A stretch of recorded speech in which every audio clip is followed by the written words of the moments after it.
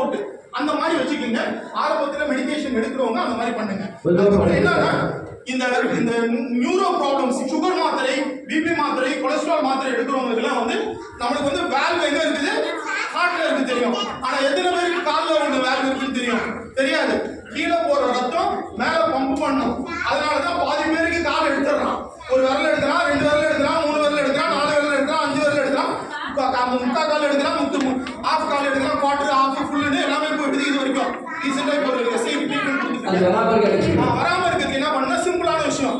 இப்படி நின்றுட்டு 1 2 3 4 இந்த ரிதம் பாத்துங்க.